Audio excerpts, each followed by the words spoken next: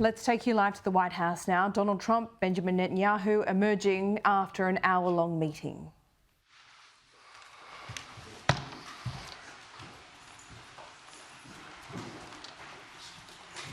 That's a lot of press. Congratulations. You bring them out. You really bring them out. Today, I'm delighted to welcome Israeli Prime Minister Benjamin Netanyahu back to the White House. It's a wonderful feeling and a wonderful event. We had fantastic talks, and thank you very much with your staff. He's the first foreign head of state to visit during our administration, and Bibi, I want to say it's an honor to have you with us. Over the past 4 years, the U.S. and the Israeli alliance has been tested more than any time in history. But the bonds of friendship and affection between the American and Israeli people have endured for generations, and they are absolutely unbreakable. They are unbreakable. I'm confident that under our leadership, the cherished alliance between our two countries will soon be stronger than ever. We had a great relationship. We had great victories together 4 years ago. Not so many victories over the past 4 years, however. In my first term, Prime Minister and I forged a tremendously successful partnership that brought peace and stability to the Middle East like it hadn't seen in decades. Together, we defeated ISIS. We ended the disastrous Iran nuclear deal, one of the worst deals ever made, by the way, and imposed the toughest ever sanctions on the Iranian regime. We starved Hamas and Iran's other terrorist proxies, and we starved them like they had never seen before. Resources and support disappeared for them. I recognized Israel's capital, opened the American embassy in Jerusalem, and got it built, by the way. Built it too, just not only designated it, but got it built at a price that nobody's seen for 40 years. We got it built, it's beautiful, all Jerusalem stone, right from nearby, and it's something that's very special.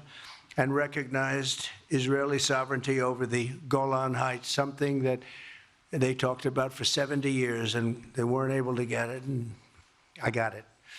And with the historic Abraham Accord, something that was really an achievement that was, I think, going to become more and more important because we achieved the most significant Middle East peace agreements in half a century, but the Abraham Accords in particular, and I really believe that many countries will soon be joining this amazing peace and economic development transaction. It really is a big economic development transaction.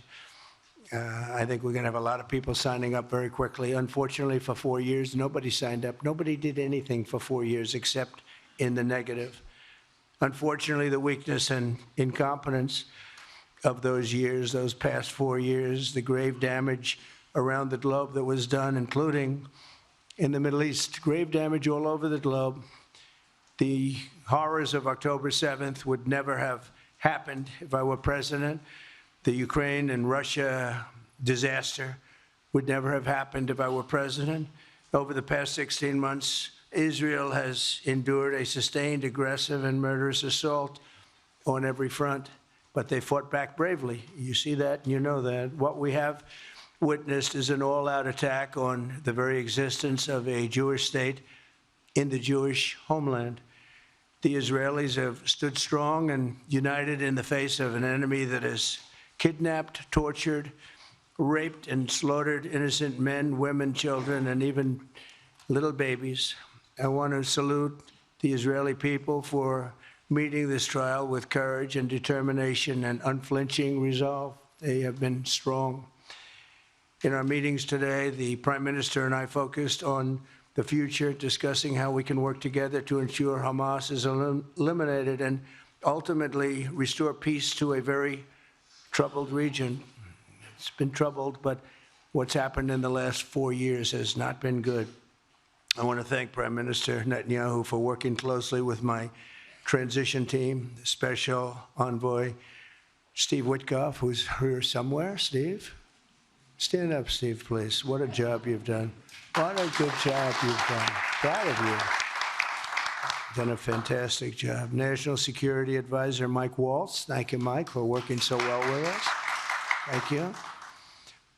We have, in addition, Marco Rubio, who is on the phone right now, listening to every single word that we say, and he's going to be great. And Pete, congratulations. And Scott, congratulations. I see you're here.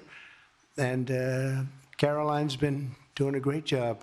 She's really probably talked about more than anybody here. She's done a fantastic job, and thank you very much, Caroline. We're proud of you. But we'll only be satisfied when all of these problems are solved, and we have the team to solve them, and that's going to happen. And it's going to happen, I think, very quickly. I also strongly believe that the Gaza Strip, which has been a symbol of death and destruction for so many decades, and so bad for the people anywhere near it, and especially those who live there, and frankly, who's been really very unlucky. It's been very unlucky. It's been an unlucky place for a long time. Being in its presence just has not been good, and it should not go through a process of rebuilding and occupation by the same people that have really stood there and fought for it and lived there and died there and lived a miserable existence there. Instead, we should go to other countries of interest with humanitarian hearts, and there are many of them that want to do this, and build various domains that will ultimately be occupied by the 1.8 million Palestinians living in Gaza, ending the death and destruction and, frankly, bad luck. This can be paid for by neighboring countries of great wealth. It could be 1, 2, 3, 4, 5, 7, 8, 12. It could be numerous sites, or it could be one large site. But the people will be able to live in comfort and peace, and we'll make sure something really spectacular is done. They're going to have peace. They're not going to be shot at and killed and destroyed like this civilization of wonderful people has had to endure. The only reason the Palestinians want to go back to Gaza is they have no alternative. It's right now a demolition site. This is just a demolition site. Virtually every building is down. They're living under fallen concrete that's very dangerous and very precarious. They instead can occupy all of a beautiful area with homes and safety, and they can live out their lives in peace and harmony instead of having to go back and do it again. The U.S. will take over the Gaza Strip, and we will do a job with it, too. We'll own it and be responsible for dismantling all of the dangerous unexploded bombs and other weapons on the site, level the site and get rid of the destroyed buildings, level it out, create an economic development that will supply unlimited numbers of jobs and housing for the people of the area. Do a real job, do something different. Just can't go back. If you go back, it's going to end up the same way it has for 100 years. I'm hopeful that this ceasefire could be the beginning of a larger and more enduring peace that will end the bloodshed and killing once and for all. With the same goal in mind, my administration has been moving quickly to restore trust in the alliance and rebuild American strength throughout the region. And we've really done that. We're a respected nation again. A lot's happened in the last couple of weeks. We are actually a very respected nation again. I ended the last administration's de facto arms embargo on over $1 billion in military assistance for Israel. And I'm also pleased to announce that this afternoon, the United States withdrew from the anti-Semitic UN Human Rights Council and ended all of the support for the UN Relief and Works Agency, which funneled money to Hamas and which was very disloyal to humanity. Today, I also took action to restore a maximum pressure policy on the Iranian regime, and we will once again enforce the most aggressive possible sanctions, drive Iranian oil exports to zero, and diminish the regime's capacity to fund terror throughout the region and throughout the world. We had no threat when I left office. Iran was not able to sell oil. Nobody was buying oil because I said, don't buy it. If you buy it, you're not doing any business with the United States. And Hamas was not being funded. Hezbollah was not being funded. Nobody was being funded. There would never have been an October 7th. 2 weeks ago, I once again designated the Houthis as a terrorist organization. They're trying to destroy world shipping lanes, and that's not going to happen. And over the weekend, I ordered airstrikes against senior ISIS leaders hiding in the caves of Somalia and took them out.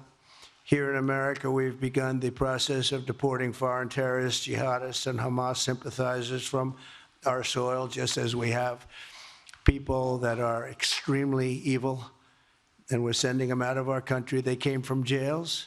They came from mental institutions and insane asylums, and they were dumped into our country. They're gang members. We're getting them out at numbers that nobody can actually believe. And every single country is taking those people back. They said they would never take them back, and they're all taking them back, and they're taking them back very gladly. And I recently signed an executive order combating the vile wave of anti-Semitism that we've seen in the aftermath of the October 7th attacks. Together, America and Israel will renew the optimism that shined so brightly just 4 years ago. It was really a bright, beautiful light.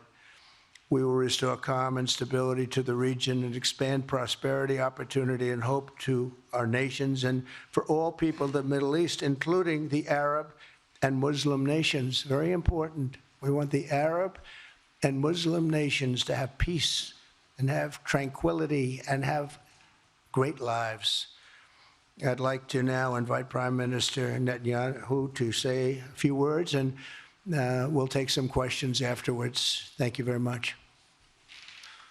Thank you, Mr. President. I'm honored that you invited me to be the first foreign leader to visit the White House in your second term. This is a testament to your friendship and support for the Jewish state and the Jewish people. I've said this before, I'll say it again. You are the greatest friend Israel has ever had in the White House.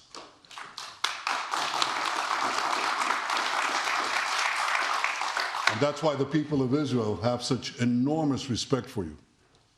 In your first term, you recognized Jerusalem as Israel's capital. You moved the American embassy there. You recognized Israel's sovereignty over the Golan Heights.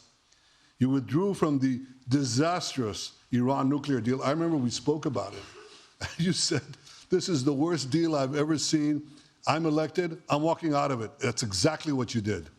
And I think it speaks loudly for just common sense, just looking at things and seeing them as they are. And of course, you also brokered the groundbreaking Abraham Accords in which Israel made peace with 4 Arab states. We did this in 4 months. Nothing happened for a quarter of a century, but in 4 months, we were able, working together under your leadership, to have 4 historic peace accords. And now in the first days of your second term, you picked up right where you left off. Your leadership helped bring our hostages home, among them American citizens. You freed up munitions that have been withheld from Israel. They had been withheld from Israel in the midst of a 7-front war for our existence. And you just freed it. You ended unjust sanctions against law-abiding Israeli citizens. You boldly confronted the scourge of anti-Semitism. You stopped funding, as you just said, international organizations like UNRWA that support and fund terrorists. And today, you renewed the maximum pressure campaign against Iran. Ladies and gentlemen, all this in just 2 weeks. Can we imagine where we'll be in 4 years? I can. I know you can, Mr. President. For our part, we in Israel have been pretty busy too. Since the horrendous October 7th attack, we've been fighting our common enemies and changing the face of the Middle East. On that infamous day, Hamas monsters savagely murdered 1,200 innocent people, including more than 40 Americans. They beheaded men, they raped women, they burnt babies alive, and they took 251 people hostage to the dungeons of Gaza. And after this worst attack on Jews since the Holocaust, Iran and its henchmen in the Middle East were absolutely ecstatic. Haniya praised the massacre. Sinwar said that Israel was finished. Nasrallah boasted that Israel was, here's what he said, as feeble as a spider's web. Well, Mr. President, Haniya is gone. Sinwar is gone. Nasrallah is gone. We've devastated Hamas. We decimated Hezbollah. We destroyed Assad's remaining armaments. And we crippled Iran's air defenses. And in doing this, we've defeated some of America's worst enemies. We took out terrorists who were wanted for decades for shedding rivers of American blood, including the blood of 241 Marines murdered in Beirut. We accomplished all this with the indomitable spirit of our people and the boundless courage of our soldiers. The Bible says that the people of Israel shall rise like lions, and boy did we rise. Today, the roar of the Lion of Judah is heard loudly throughout the Middle East. Israel has never been stronger, and the Iran terror axis has never been weaker. But as we discussed, Mr. President, to secure our future and bring peace to our region, we have to finish the job.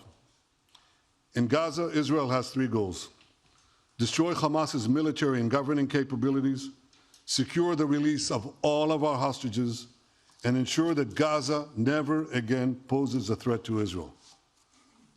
I believe, Mr. President, that your willingness to puncture conventional thinking that has failed time and time and time again, your willingness to think outside the box with fresh ideas will help us achieve all these goals. And I've seen you do this many times. You cut to the chase. You see things others refuse to see. You say things others refuse to say. And after the jaws drop, people scratch their heads and they say, you know, he's right. And this is the kind of thinking that enabled us to bring the Abraham Accords.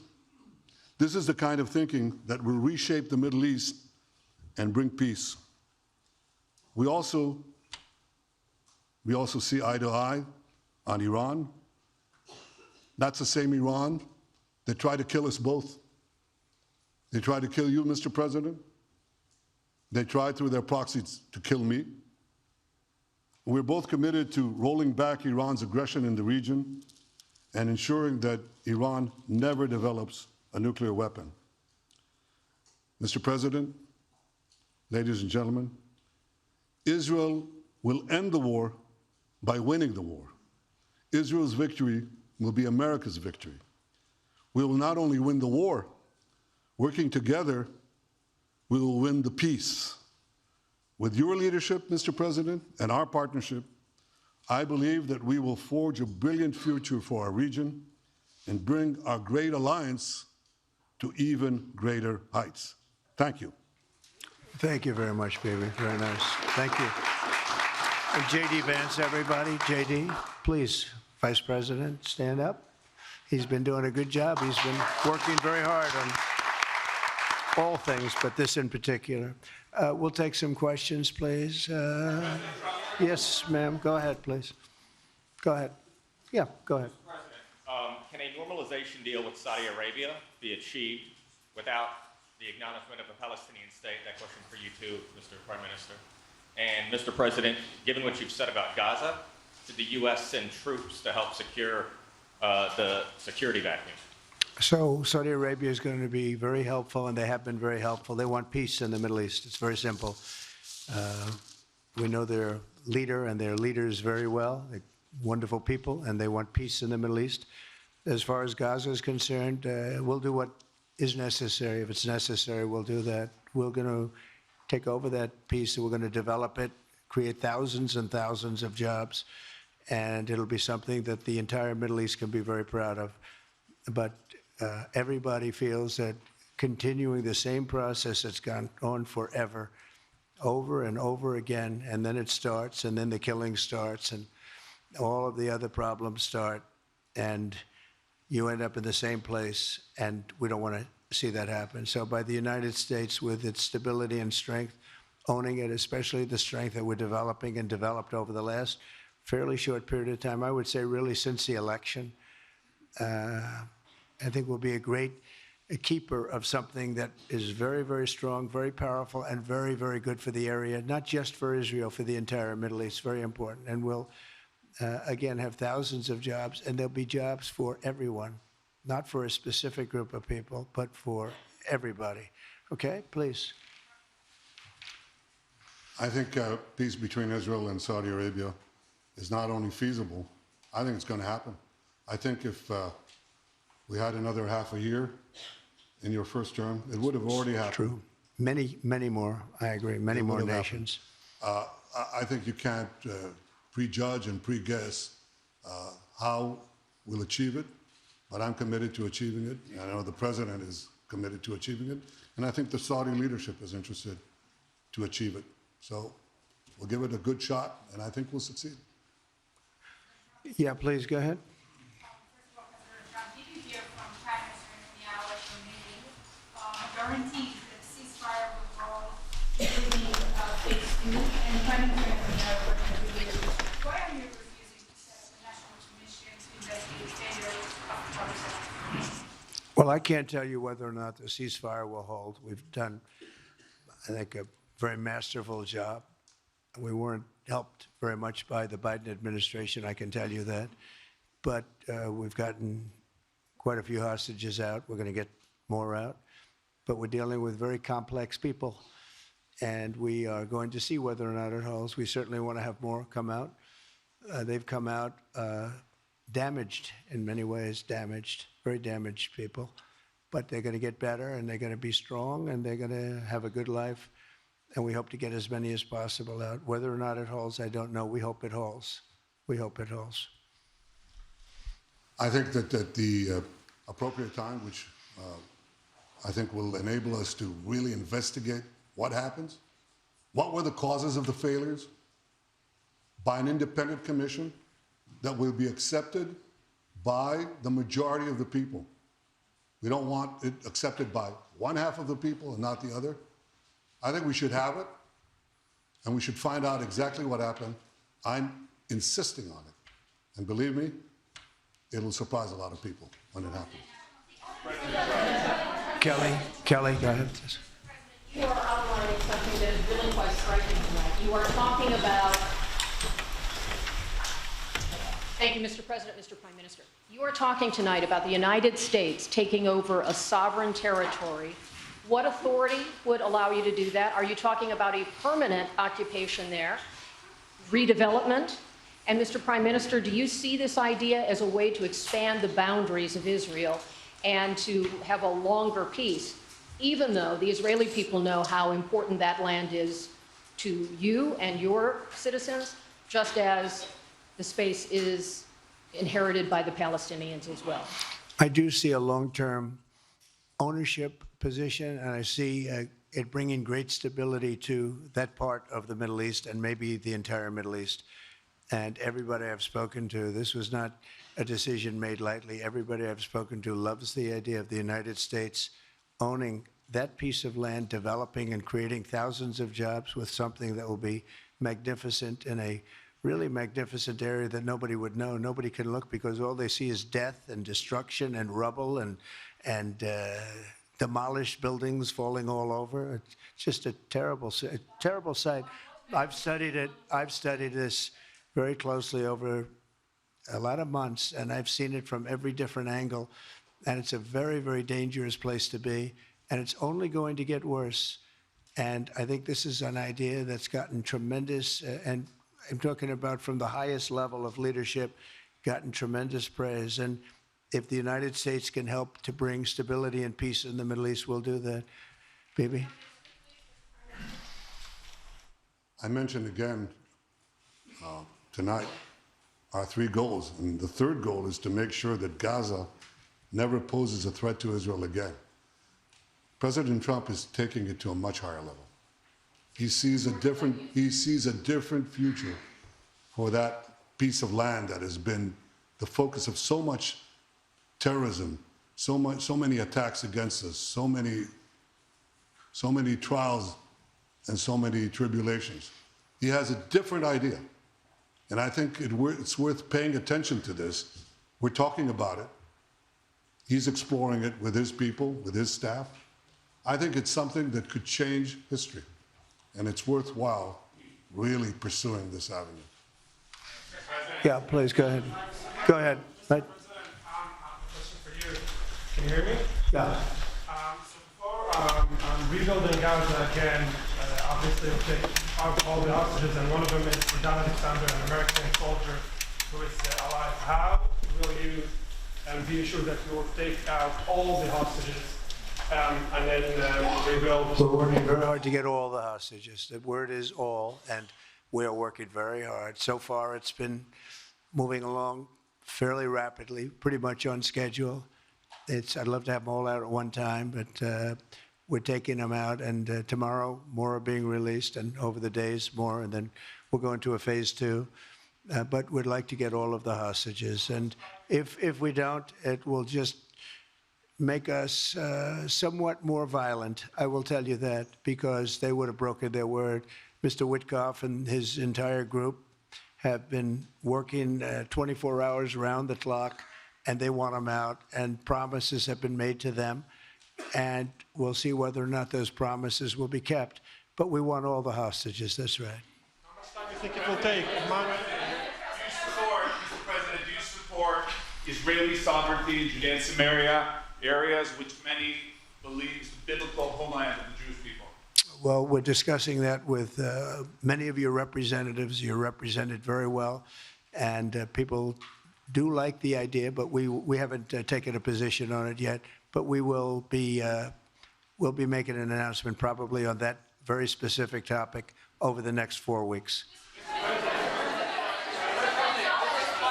Go ahead, please. Please. Thank you so much, Mr. President. You just said that you think all the Palestinians should be relocated to other countries. Does that mean that you do not support a two-state solution? It doesn't mean anything about a two-state or one state or any other state. It means that we want to have, we want to give people a chance at life. They have never had a chance at life because the Gaza Strip has been a hellhole for people living there. It's been horrible. The Hamas has made it so bad, so dangerous, so unfair to people. And by doing what I'm recommending that we do, it's a very strong recommendation, but it is a strong recommendation. By doing that, we think we're going to bring perhaps great peace to long beyond this area. And I have to stress, this is not for Israel. This is for everybody in the Middle East, Arabs, Muslims. This is for everybody. This would be where they can partake in terms of jobs and living and all of the other benefits. And I think it's very important. It just doesn't work the other way. You know, you can't keep trying. They just has been going along for so many decades, you can't even count. You just can't keep doing. You have to learn from history. You can't keep doing the same mistake over and over again. Gaza is a hellhole right now. It was before the bombing started, frankly. And we're going to give people a chance to live in a beautiful community that's safe and secure. And I think you're going to see a tremendous outflowing of support. I can tell you, I spoke to other leaders of countries in the Middle East, and they love the idea. They say it would really bring stability, and what we need is stability. Yes, sir, please. Go ahead. Thank you. Are you still committed to imposing sanctions on the ICC, despite the move being stalled in the Senate? And please, a question for the Prime Minister as well. The President has been very clear about his desire to achieve a deal with Saudi Arabia. How do you settle this if Israel is required to renew the war against Hamas in the future? Go ahead, Bibi. I think everybody understands that just as the President fought and defeated Al-Qaeda and ISIS, that we can't leave Hamas there because Hamas will continue the battle to destroy Israel. They'll do, you know, when in this temporary ceasefire, one of their leaders comes out, you know what he says? We're going to do October 7th again, except we'll do it bigger. So obviously, you can't talk about peace neither with Hamas or in the Middle East if this toxic, murderous organization is left standing. Any more than you could make peace in Europe after World War II if the Nazi regime was left standing and the Nazi army was left standing. You want a different future? You got to knock out the people who want to destroy you and destroy peace. That's what we're going to do. I think that will also usher in, actually, the peace with Saudi Arabia and with others. And I think there will be others, too. Yes, ma'am. Go ahead. My name is Afghanistan, as a high expectation from you. Do you have any plan to change Afghanistan situation? Are you able to recognize Taliban? Because I'm an Afghan journalist, Afghan Safed woman. Any comment about Afghanistan? What's your future plan for Afghan people, especially Afghanistan? I have a little hard time understanding you. Where are you from? Oh. Actually, it's a beautiful voice and a beautiful accent. The only problem is I can't understand a word you're saying. But I just say this, good luck, live in peace. Go ahead, please. That's okay, yeah, please. Prime Minister, you said earlier today that it was tough for you to implement these sanctions on Iran, but you did indicate that you were willing to negotiate with them. What would that look like, and are you in conversations with them? And the same for the Prime Minister. I hated doing it. I want Iran to be peaceful and successful. I hated doing it. I did it once before, and we brought them down to a level where they were unable to give any money. They had to survive themselves, and they had no money. They were essentially broke, and they had no money for, as I said, Hezbollah. They had no money for Hamas. They had no money for any form of terror. The 28, if you call it, the 28 sites of terror, they had no money for any of it. They had to do their own and focus on their own well-being. And I hated to do it then, and I hate to do it just as much now. And I say this, and I say this to Iran, who's listening very intently. I would love to be able to make a great deal, a deal where you can get on with your lives and you'll do wonderfully. You'll do wonderfully. Incredible people, industrious, beautiful, just an unbelievable group of people in Iran. And I know them well, have many friends from Iran and many friends that are Americans from Iran, and they're very proud of Iran. But I hated to do it, just so you understand. And I hope we're going to be able to do something so that it doesn't end up in a very catastrophic situation. I don't want to see that happen. I really want to see peace, and I hope that we're able to do that. They cannot have a nuclear weapon. It's very simple. I'm not putting restrictions. They cannot have one thing. They cannot have a nuclear weapon. And if I think that they will have a nuclear weapon, despite what I just said, I think that's going to be very unfortunate for them. If, on the other hand, they can convince us that they won't, and I hope they can. It's very easy to do. It's actually very easy to do. I think they're going to have an unbelievable future. Yeah, please, sir, go ahead. You just laid out your plan for Gaza. Yes. Can you lay out your plan for Ukraine and also... For Ukraine? For Ukraine, yes. You consider yourself a strong leader. You blamed your predecessor for letting Russia to take over Ukraine. Will you demand from Putin to get out of Ukraine, from sovereign territory of Ukraine? So we're dealing right now on the subject. I don't want to spend a lot of time because we're here for another reason, but we are having very good talks, very constructive talks on Ukraine. And we are talking to the Russians. We're talking to the Ukrainian leadership. It would have never happened. That would have never happened. It should have never happened. I get reports every week, the number of soldiers, mostly soldiers now. The cities have been largely demolished. You talk about a very sad sight to see. We talk Gaza. Well, many of these cities look as bad as Gaza and worse, what's happened to them. And I want to see that end. And I want to see it end for one simple reason, the life of young people being absolutely obliterated on both sides. You probably have 700,000 Ukrainian soldiers dead, 800,000, maybe more Russian soldiers dead. It's very flat land, and the only thing that's going to stop a bullet is a human body. In this case, usually soldiers. and the numbers are staggering. When you hear the real numbers in Ukraine, what the numbers are, and this doesn't include the cities that have been demolished and all of the people that were killed. So I want to see it stopped. We're having very good talks, and I think we're going to get it. I think something will be hopefully dramatically. It will rise above everything. You can't let this continue. You can't. This is an absolute slaughter that's taking place on the beautiful farmlands of Ukraine, and we have to stop it. We can't let this continue. It is a human tragedy, and we're going to try very hard to stop it. Yeah, please go ahead, sir. Go ahead.